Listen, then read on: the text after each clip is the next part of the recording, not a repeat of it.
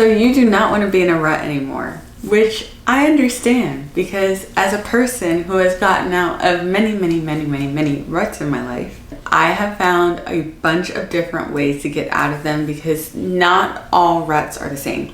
They all require different things sometimes. And one of the things that it requires is, well, first, if you're new here, my name is Jasmine. I'm an inner work coach, and really what I want in life is just for women to live better lives and to see how great of a life you can live, and to see how many beautiful things you can have and what God really wants for you and what you deserve, and for you to just see that so you can go after it. And that is my goal. And today, the way that we're going to do that is by talking about how to get out of a rut. This is part 2. So as I was about to jump right into it, sometimes the reason not all ruts are the same is because a lot of it has to do with our periods as women. We work in a cycle, okay? And sometimes it's easy to ignore this because it feels like a lot of information to learn, and it feels very stressful sometimes to kind of like figure all of that out, and like there's scientific terms, and it's like, what am I supposed to be doing here? And there's like a bunch of different things that you have to learn, that you have to figure out, and it just doesn't feel great all the time trying to do all of that. So I'm here to make it easy for you. Today we're gonna do a little breakdown of that, and then one other tip on how to get out of a rut, and then we'll continue with our series next week. So, cycle syncing. Now, as women, we are on a cycle in life. Men are on a 24-hour time clock time period. And since men are on this time period, and a lot of the world is just fashioned after white men, that's what we learned how we're supposed to operate and what we're supposed to do. The beauty of cycle syncing is when you have something like you're feeling like you're in a rut, because so basically they're on a 24-hour hormone cycle and we're on like a 30-ish day hormone cycle. And when you feel like you're in a rut, sometimes all it is your hormones messing with you. And you think that it's like this whole big thing on like, oh, I'm not productive, I'm not pretty, like my life just feels like it's going horribly, and I don't feel like I'm accomplishing anything, and I just feel super unattractive right now, and all of that. And you're just feeling like super down, and you feel like it's you, and it's not you.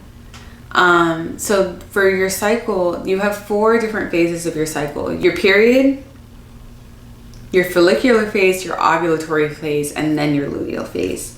So basically, to make this in like plain, simple terms, you have your period, which is when you have like cramps, you're feeling sick, you're not feeling well, you're bleeding, boom.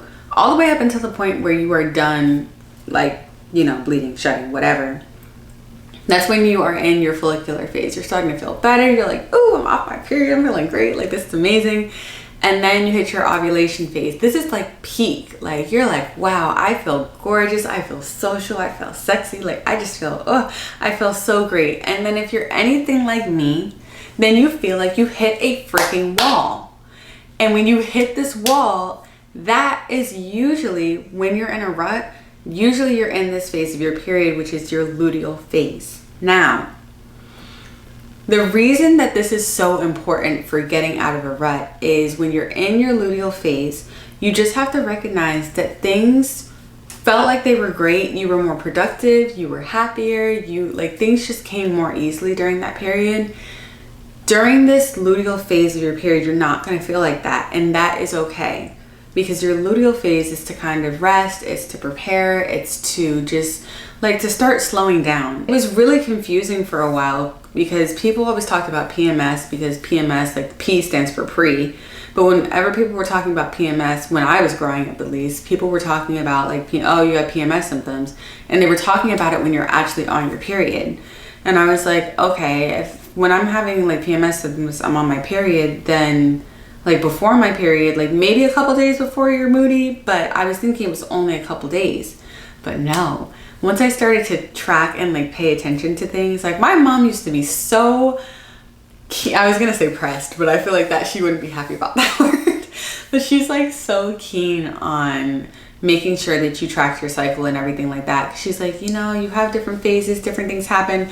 I ignored her. I'm not gonna lie. I ignored her till I got older and I realized that she was telling the truth. Especially because for me, I was having like a pain, and I still have like a pain in my side. And my mom's like, are you sure it's not related to your period? Are you sure it's not related to your period? I'm like, no, Mom, like it's not period cramps. And she's like, I don't know. Like, I feel like it could be related to your cycle. Every time I finish ovulating, I get post-ovulation cramps. Didn't know that was a thing.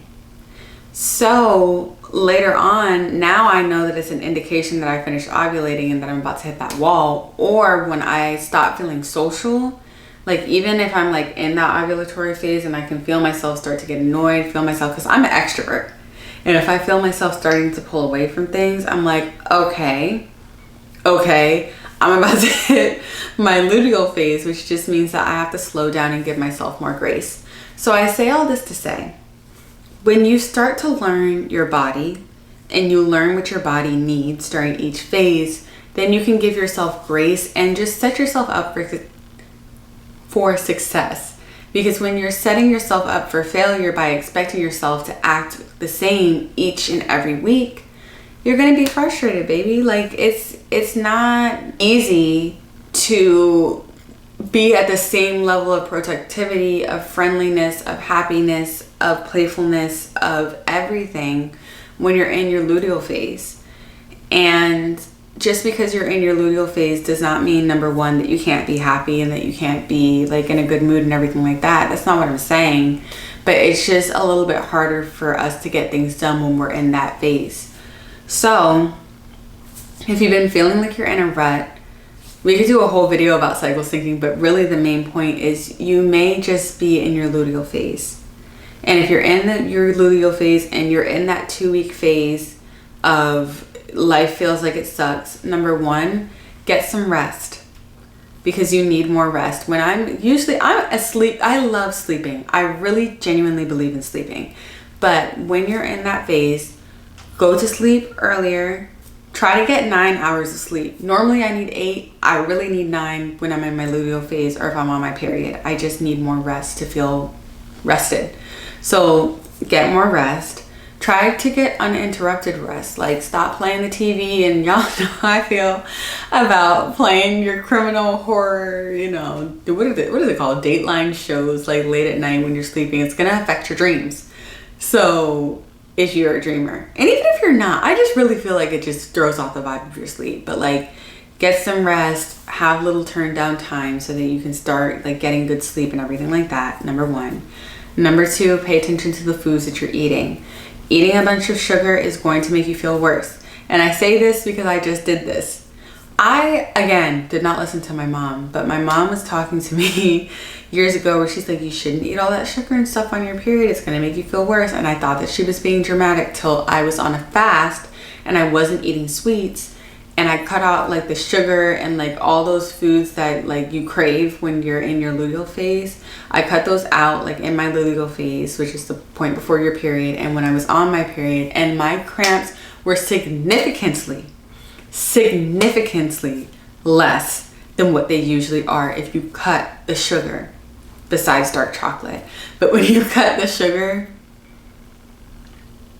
guys, you just have to try it, and it's gonna be difficult mentally to not eat the sugar, but physically it's gonna make you feel so much better. And then what usually happens is you're like, this can't be real. So you go back to eating the sugar and then you have cramps again. Just pay attention to it. So really in this like phase of your rut and trying to fix everything, just start to pay attention to how you're feeling. And when you're starting to feel things, like track it. Like if you're getting cramps or something in the middle of your period, track that. When you start to feel like your mood is shifting down, track that. Like pay attention to all of that, because sometimes it's just that. And when you're in your luteal phase, like I said, get some more rest, stay away from the sugar, and then also just give yourself so much grace. And that does not mean to excuse yourself from doing things, but it's just like what I do and what I've done when I'm in these ruts. I put my hands over my chest like this, and I take a deep breath, and I say, I'm in my luteal phase. I need more rest, and that is okay. I am in my luteal phase. I get frustrated a little bit easier, and that is okay. And in those cases, I take another deep breath, and then try to address things from a place of love instead of irritation. I'm in my luteal phase. I'm gonna crave sugar. That's okay.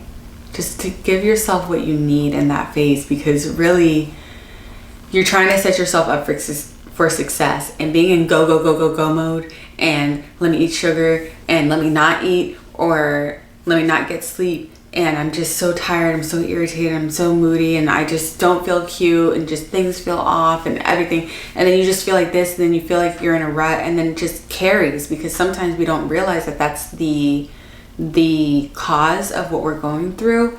And then because we don't realize that's the cause of what we're going through, we carry that into past our period, because we're just like, oh, I've just been in this mood and there's nothing I can do about it. And then when you're starting to feel better, it's just like, oh, like, I don't know why I'm feeling better now. Nothing's changed in life. And then you kind of like think yourself back into just not being in a good place. So just start to get to know your body. And if you've already started tracking it, look at your app, see where you are, and give yourself a little grace. That's the first thing for cycle syncing. Number 2, listen to some gospel music. So much good comes from positive words, right? And we're aware of that. Like, how you speak about things and how you talk about things means so much. Listening to gospel music when you're in a rut, even if it's not like straight like Kirk Franklin or like what is that new Maverick City, even if it's not something like that, just purely like listening to gospel jazz, or listening to like Madison, you guys know I love Madison Ryan Ward, but like listening to Madison Ryan Ward, listening to like if you like more hip hop stuff, like listening to Lecrae, I think that's how you say his name, but like listening to Lecrae, like finding your genre of gospel music so you can still have a positive message is going to help you so much. Because speaking life and hearing life spoken over you, over your situations, it just changes things. Because God's word just literally, it just changes things.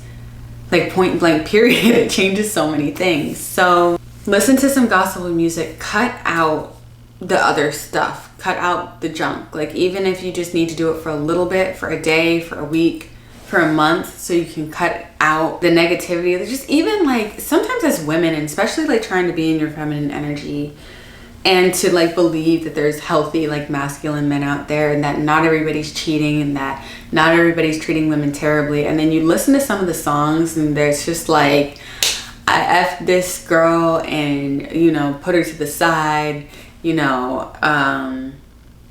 yeah, I may cheat, but it don't really matter. And even, especially if you're a spiritual person, like listening to some of these songs and listening to how often people reference demons as like buddies that we got like hanging out with us, like, oh, I'm on demon time, like I got the demons next to me, we chilling, we're hanging out. No demons are hanging out with me. Like that's not the vibe that we're on. Like we have to cut that and kind of be aware, like more aware of the things that we're repeating, the things that we're singing, that we're listening to. I don't want no demons riding with me. I'm not on demon time. None of that. And it may seem extreme, but like when you really think about it, it's like, oh, you know, devil in the ear, devil on my shoulder, I got the demons with me, right? Like all of that. Like why would I want that legitimately? So just listening to more positive, uplifting music where it's like, you know, all things are working for my good, and you're a man of your word. Like talking about God, you're a man of your word. Like there's a line from Madison Ryan Ward from just a song that, like, even if you need to listen to sad music, like that's sad music, but it just is so relatable. Like she goes, the weight of the world is falling on my back, even though you told me I'm not built for that. I'm always miles from home when you call my name, but I still know you love me just the same. And it's just like, even just saying like, you told me I'm not built for the weight of the world to be on my back. Like it's just like such an uplifting, like I'm not meant to carry that. Like, let me give that back to you, God. My bad. Like I wasn't supposed to be carrying that in the first place. Like, here you go. Let me give this stress back to you. Let me give these worries back to you. Like, let me give it to somebody that can really handle it. Because right now, the way that I'm handling it isn't working out. So just listening to those things and repeating them and singing them and getting those songs stuck in your head, having that tune in the back of your head when you're going through stuff, It's chef's kiss. It's such a life hack. It's such a life hack. So those are going to be our 2 for today. I'll see y'all back next week with probably another 2. I'm trying to think of how many more I have.